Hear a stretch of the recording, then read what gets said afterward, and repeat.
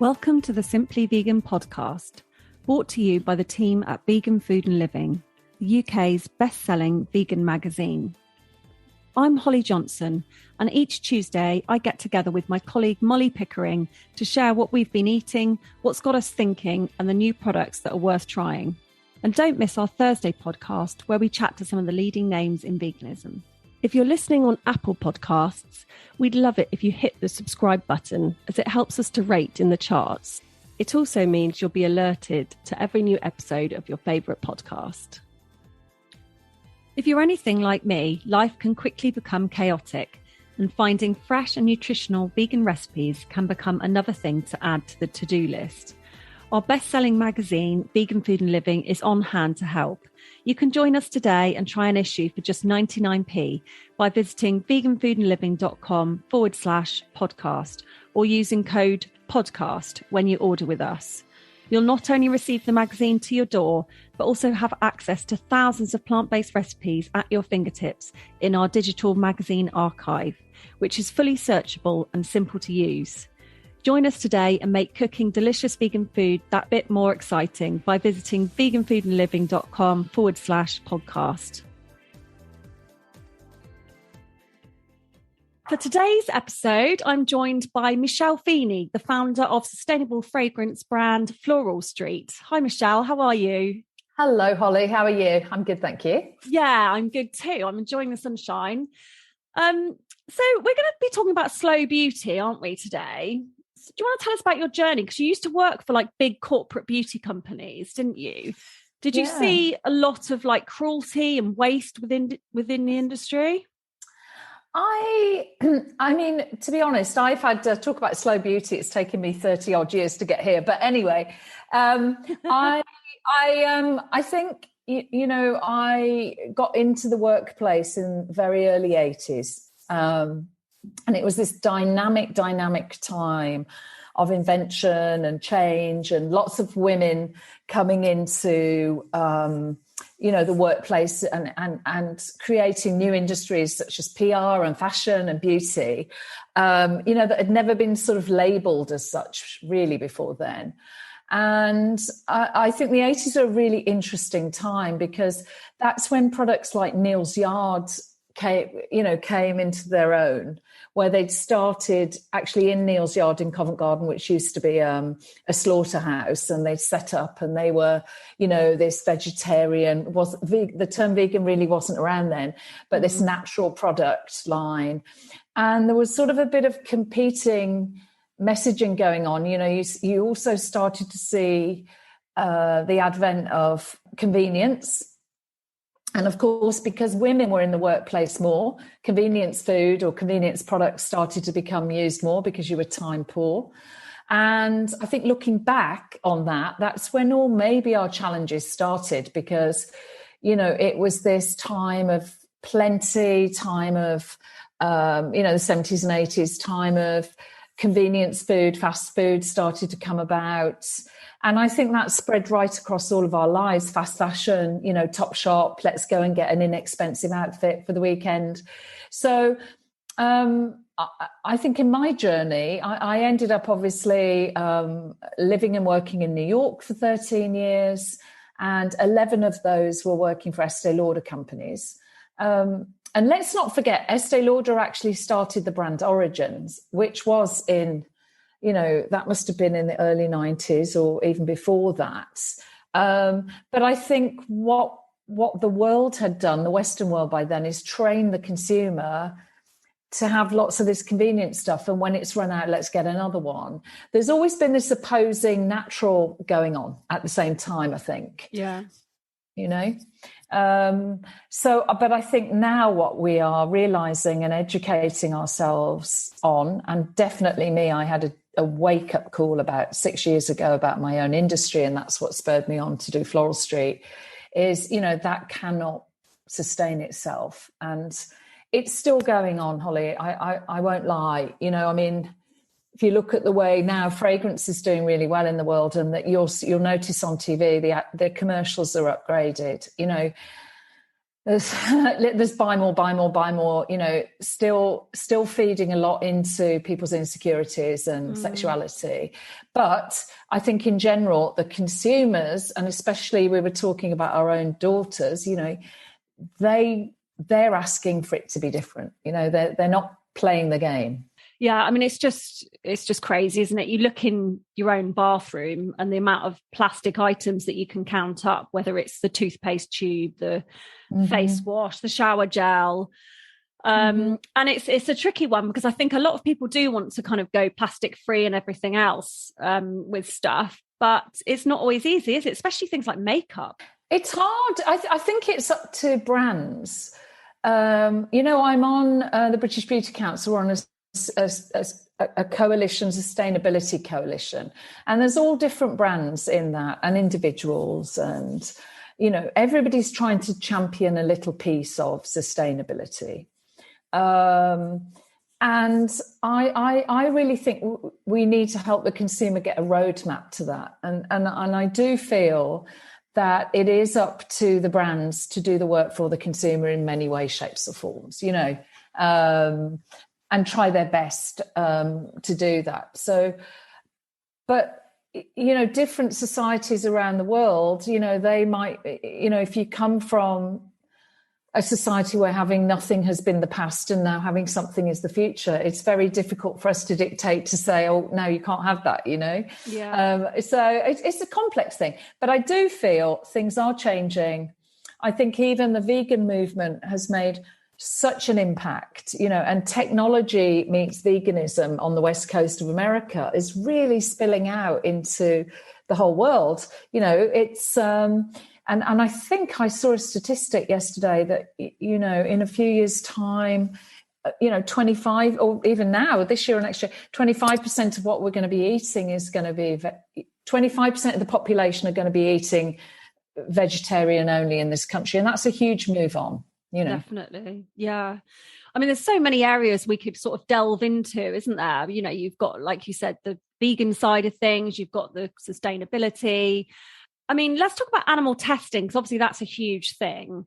And something, I think when you first go vegan, obviously you very much focus on your diet, but then as you kind of, go down the line, you start to think about everything else that you use as well. So, I mean, it's quite shocking, really, that animal testing is still taking place, isn't it, in 2022? You kind of feel like it's sort of somehow been stopped, but then it really isn't. Well, I think most of the industry doesn't, I believe. Most of the big companies have moved away from that. I think, there was a whole thing with China where to trade in China, you supposedly had to have it tested on animals. Now, obviously, I wasn't participating in that, and that has changed now. But I think it also raises, obviously, when I founded Floral Street, I was like, it has to be vegan, has to be as sustainable as possible. Otherwise, I'm not bringing another product into the world. What's the point? And then you start to learn more about ingredients, more about what not to put in. And I definitely think most brands do not test on, most reputable beauty brands do not test on animals. And personally, I cannot even, think about the fact that somebody might do that. But I also can't believe that, many people still pay to go and actually physically hunt animals, in Africa. So but I think what it does raise as well for me, which I've learned since founding this brand, is the importance also of synthetics or nature identical things. Because in the past, like I was talking about the 1970s and 80s, it was like, if you wanted to go very pure and natural, synthetics were a bad word. Yet, if we can create the same types of smells and feelings or ingredients that are synthetic versus nature, that can be really beneficial, because you're not taking from animals, you're not even having to test on animals, and you can also save nature. Because what a lot of people don't realize about beauty, and you raised the fact about your bathroom cabinet, but a lot of ingredients can be extinct from fragrance, for instance. Some woods have been over harvested in some parts of the country, and so we use sustainable products where we know where they're harvested, that it is replaced. So for me, what I've learned is to kind of love synthetics as well, and this combination of both. And I think you're also seeing that in the food industry, aren't you, where a lot of synthetic types of products are being created to have textures that are similar to what you might have experienced. Yeah, I think, I mean, I'm guessing it's sort of technology, isn't it? It's really sort of helping with things like that. What was the wake-up call then that made you kind of leave what you were doing and found Floral Street? I had done, I'd been in the leading teams that had built major brands around the world. And I'd just come off, I was the CEO of Saint-Tropez, and actually I was trying to do naturals in that tanning arena at the time. And I'd sold the brand, and I'd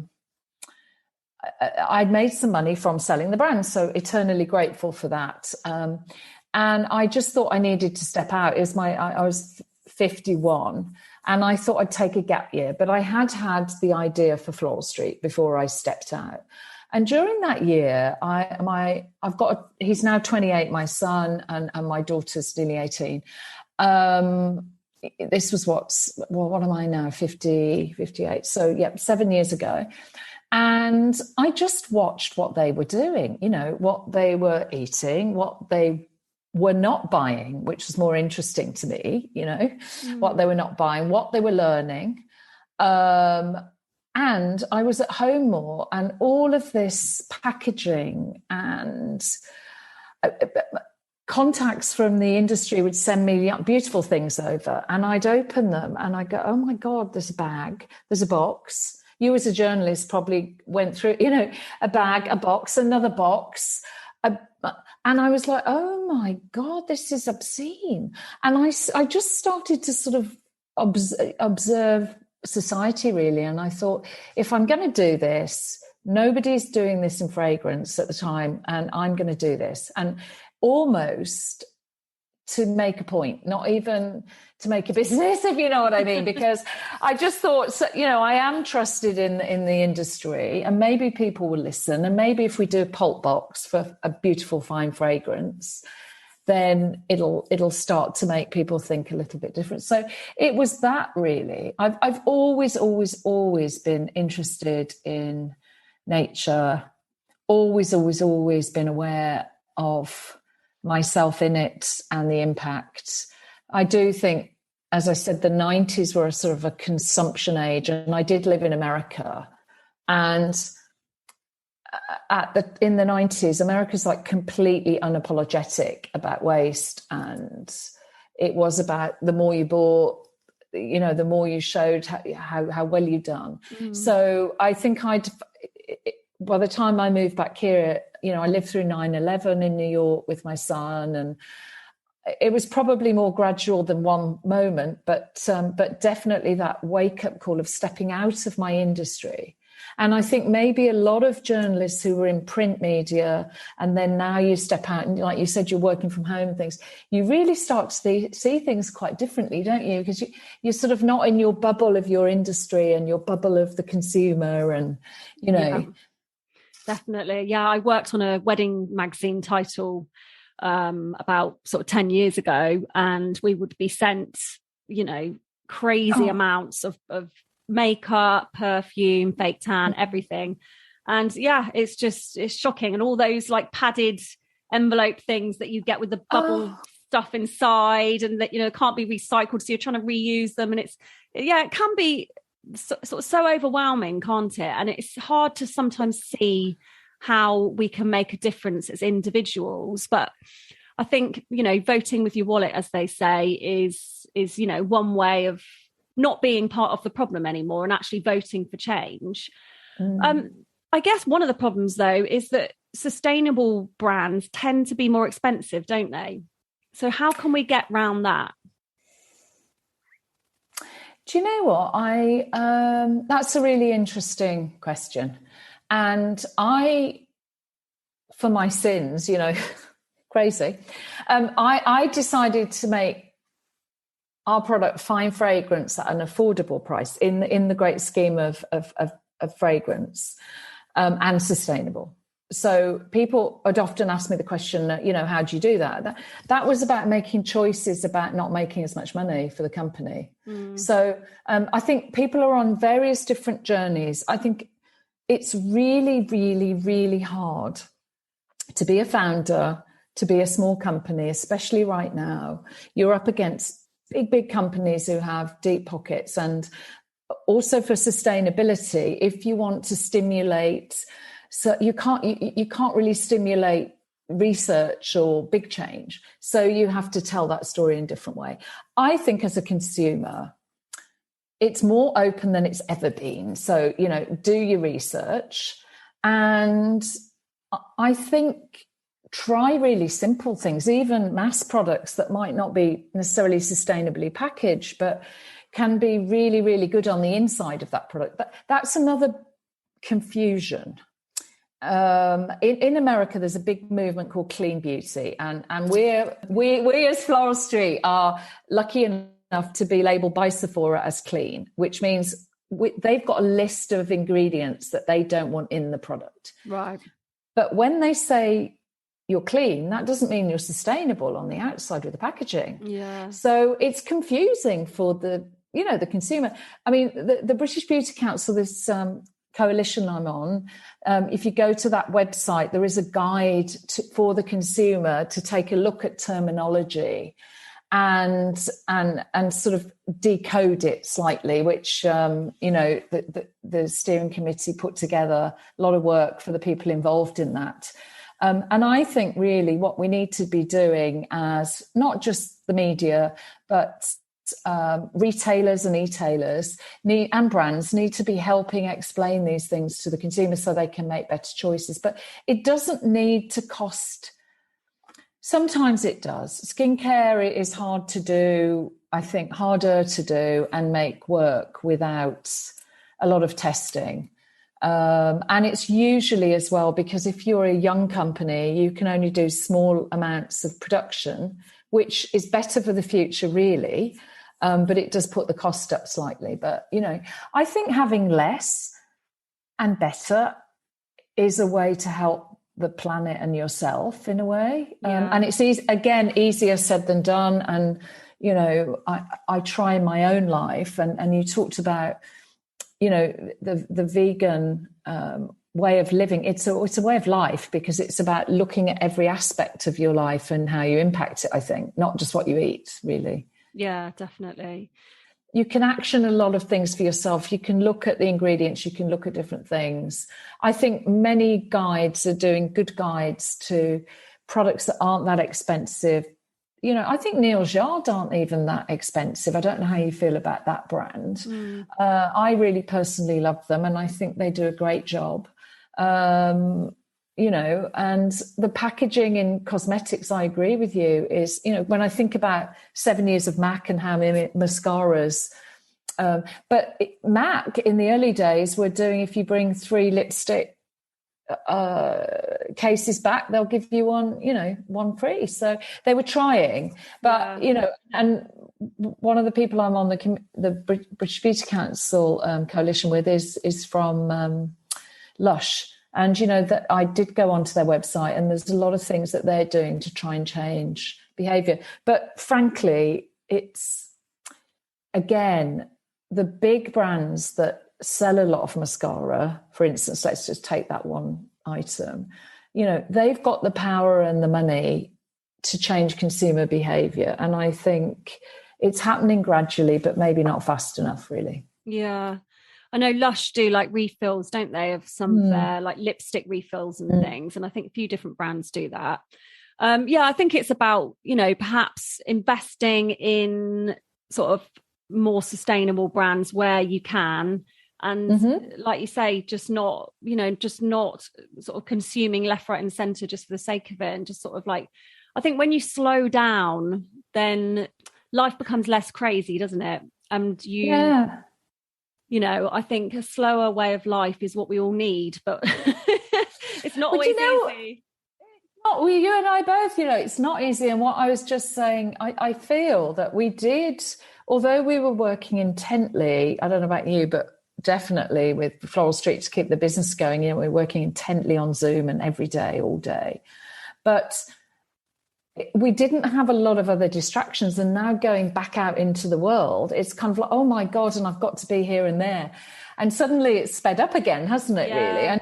And you're right, Holly, I think that slowness, even just the way, do I need to wear makeup every day? Do I not? How do I take my makeup off every night? Look in your cupboard. Do I need all those things? There's so many brilliant. My daughter's introduced me, 17-year-old, to loads of ways in which to reduce my waste. And I think if you've got that one product that you indulge in, still indulge in that, and then just think, well, it's like anything. What's important to you? You don't need a massive regime. I don't believe on skincare. What's important to you? What do you need? What makes you feel really good? And invest in that. And then there's lots of other alternatives, like even a quick splash. Skin specialists will kill me, but a quick splash with some soap and water for me, does the trick. And then I spend more on my moisturizer. So, I think it's making the right choices as an informed consumer. Yeah, definitely. Unfortunately, I have the most sensitive skin ever. So I'm just, a quick splash of soap and water would not work for me at all. No, I'm saying, but I'm lucky, with my Irish skin here. But what I mean is it doesn't work for you, but something else with your hair might work for you that doesn't work for me. So I just think it's, and we're most, women are busy.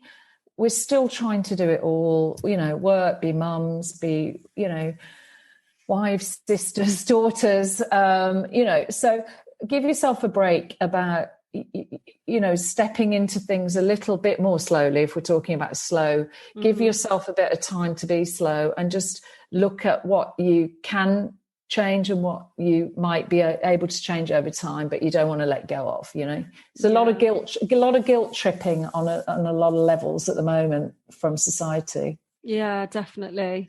It's COVID gave us a nice little break, didn't it? And you couldn't go and get your hair done, you couldn't go and get your nails done, and it was like, oh, okay, well, I'm just going to live with these, roots in my hair or whatever, and it wasn't the end of the world.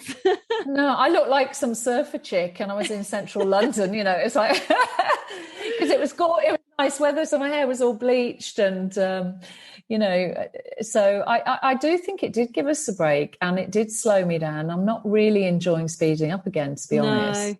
No, I'm not. I think I keep hearing people say I miss lockdown because it just gave us a rest. Yeah. Tell us what innovations are taking place then, sort of behind the scenes in the beauty industry. What things should we be looking out for? I think packaging is the big one. There's a lot of movement towards, you touched on it earlier, but, leaving plastic out of things. That is the holy grail, frankly, for the world. And, again, there's lots of individuals really striving and pushing for that. Even at a UN level, one of the people also on the coalition is been on something with the United Nations to try and change this whole movement for plastic in the world. So I think packaging, lots of new ways of like liquidless ways of buying products. So you would almost mix your own shampoos or, body products again. And I'm starting to look into that for the next stage of Floral Street and what we would be doing. Even something really simple in our home range that we've done is we've got these liquidless reeds that are tightly woven paper. And we sourced a barrier product from the food industry, which means it's not plastic to keep the smell in until you buy it. And then we've soaked them in beautiful fragrance oils, and they're totally recyclable. So simple ways. They're sort of, I call it back to the future because it's sort of almost like, days gone very, very past what people used to do, was soak things and dry things and put things together. But we've now got technologies that can help us do that. So I think you're seeing a different perspective. And, I haven't been able to travel like everybody else, but, a lot of tech meets nature, I think probably is the answer for all of us in the future. Yeah. Yeah, you kindly sent me some of those reads and they are amazing. Yeah, every time I put them in my lounge and I keep the door shut so the dog doesn't go in there. And every time I open the door, I just get this lovely, I think they're like grapefruit. You've got the grapefruit bloom. Yeah, amazing. Yeah. Really nice. Yeah. That's the one that BAFTA have chosen, actually, because we've been chosen by BAFTA as their fragrance of choice for the whole new BAFTA building. Fantastic. And they chose grapefruit bloom. So lovely. Yeah, and I mean, again, what do you see? I think scenting, scentscaping your life is a thing of the future. We are at home a lot more. When flowers aren't in season, that's the other thing. We don't, the flower industry spends a lot of money flying things into Britain, doesn't it? And we all get, we pick them up at the supermarket. It's very, very nice for us and makes us feel good. But I think if there's other ways of making yourself feel good when it's not seasonal, is a really good thing. And home fragrance can do that, cheers you up. It's crazy, isn't it? The sort of impact that smell can have. Do you do a lot of research on things like that? Well, we Robertet, who are our fragrance house, have got a lot of research, and also they are the best house in the world in fragrance for sustainability as well. And I don't we read a lot, we research a lot, and then our nose helps us a lot about how certain ingredients make you feel in fragrances. And of course, we do scent school, which I think you've probably been on, but that's to help you learn about what you're smelling so you can identify it. And it is the scents that has the most effect. And I've been very anxious. I think I've never suffered from anxiety in my life. And the last couple of months, I found myself, and, scent has really helped calm me down, and traditional things like lavender as well. We haven't got lavender product, but, in an oil can really help me. Or I light a candle and, one of our lovely candles, and that sort of relaxes me. And even the ritual of lighting a candle actually slows you down. You allow yourself to breathe. And I think it's really got more and more and more important that your environment feels right for you to set the mood. Yeah, I really want to go and light some candles now and get cozy under a blanket. I mean, in terms of just to sort of finish, in terms of like vegan, I mean, so you're a vegan brand, but why would perfumes and things not be vegan? Well, you could still test on animals. That's number one, very obvious. The other thing is you could be using animal derivatives in some way, and some of the ingredients in fragrance, for instance, musk, came from a musk deer, or so we use synthetic musks. Now, some of the, so that's what I'm saying about replacing some of those ingredients. So, the fact that in our diffusers, the oil is vegan. So, as you probably know much more than me, even some wines have been put through fish skins and all that kind of stuff. So along the process, really, a lot of this is. But I didn't know about home. Our candles are, soya and natural wax, and I didn't know that candles could have lead in them. All sorts of things that that's not a vegan question, sorry, but just ingredients in general. But for me, I wanted to be sure, if I was going to speak to a vegan community, that I could put my hand on my heart and say, look, this hasn't touched an animal, or hasn't been, none of the ingredients are, derived from animals. There's another ingredient in fragrance that's from a secretion of a whale, that's synthetic, that we use. So it's really about ingredients and then again the processing. Yeah. So have you just got the one store in Covent Garden?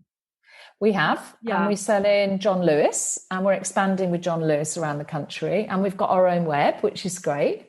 Yeah. And then we're 4 years old, Holly, but we're in 22 countries around the world. So for our little indie British brand, I'm really proud of the team, that we've managed to do this with lockdown as well. Yeah, exactly.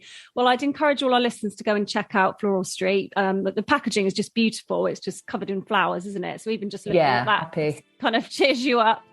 Yeah. Thank you so much for joining me today, Michelle. Well, thanks for asking me, Holly. And I hope you have a super day and go and enjoy your grapefruit bloom. Yes. Thank you.